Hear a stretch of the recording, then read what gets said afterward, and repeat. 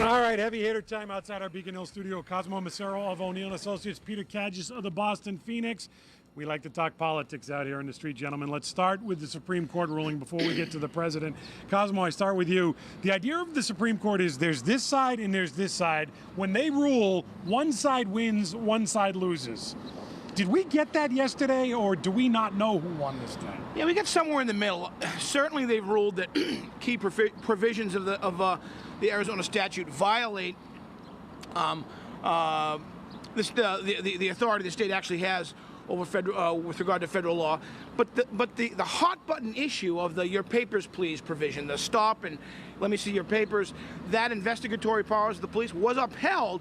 So that kind of leaves the biggest issue still on the table and still active in Arizona. So I don't see how people who are strongly against this can be entirely satisfied. I haven't heard anyone crowing about a big victory, and that's because I don't think anyone knows who won, Peter. Didn't they kick this thing down the road?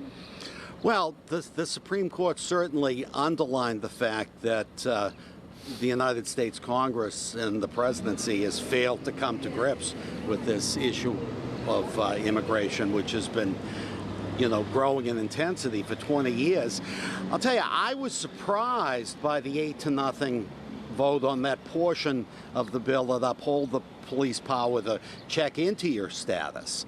I thought it would pass because the Supreme Court's going to uphold the police's ability to enforce the law, but I was surprised it was so sweeping. No, listen, I don't think this ruling leaves things any clearer today than they were yesterday.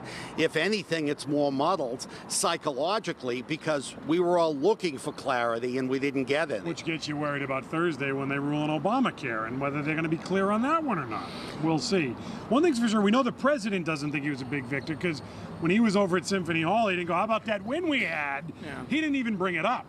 Meanwhile, how about the theater of the president in town yesterday? I'm starting to sound like a broken record. Can't we just get all this big money out of politics, all these corporate interests? I mean, these Republicans, oh wait, it's the president, he's a Democrat. All this big money, can't we just get it out of politics? And the answer is no, we can't, because that's what makes the machine. Well, let me ask you, 40 grand to have lunch at Hammersley with the president yesterday. How much you pay for lunch yesterday?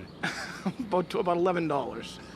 Which is about $4 more than I'd like to pay. But you've earned it. But I paid $11. Well. Yeah. Peter? Geez, I got 2 slices for the price of 1 yesterday, and it wasn't $11. Then again, I don't work where you work, Cosmo. Listen, Obama came to town. Massachusetts is a blue state. Boston loves Obama. As they used to say on Seinfeld, yada, yada, yada. I mean, I don't really see any news here except for the traffic impact and the whole thing. On a serious point, though, to Cosmo's point about big money, I too would like to see big money out, but to compare this sort of money, which is big by anyone's standards, to billionaires writing multi-million-dollar checks is, but I don't think quite cricket. But, I saw the whole thing as a big yawn. Hey, let me clarify. My lunch was valued at $11, but I got it on the arm from a client. So of course, the old billing the client. Nice. Hey, lastly, you got a bone to pick with the city of Belmont. What's the issue? I got a bone to pick. The whole town has a bone to pick. 100 years they got the Underwood Pool. It's the oldest public pool outdoors in America. 100-year track record of safety, and they've closed the diving board because I think they assume that they're running out of luck. The health commissioner has closed the diving board. Huge firestorm in Belmont over this very issue, and I got to tell you, as someone who hasn't done a lot of diving lately, I don't see a real problem with the fact that this diving board's been there 100 years. There hasn't been an incident, but all of a sudden, there's a... But you do see the irony in you defending a diving board when you wrenched your knee in a kiddie pool in the Cape a couple of years ago. Kiddie pools are not entirely safe when I'm concerned. I mean, I have seriously injured myself in the kiddie pool on Cape Cod, but hundreds and hundreds of thousands of kids have enjoyed that diving board over 100 years without incident. They probably ought to reconsider that. I got to assume this big Facebook campaign they've got rolling will probably become a letter-writing campaign to those Belmont selectmen. Is this the nanny state run amok in Belmont? You know what? You keep defending the pool. In the meantime, Cosmo Macero, Peter Kagis. The road to bad decisions is paved with good intentions, but...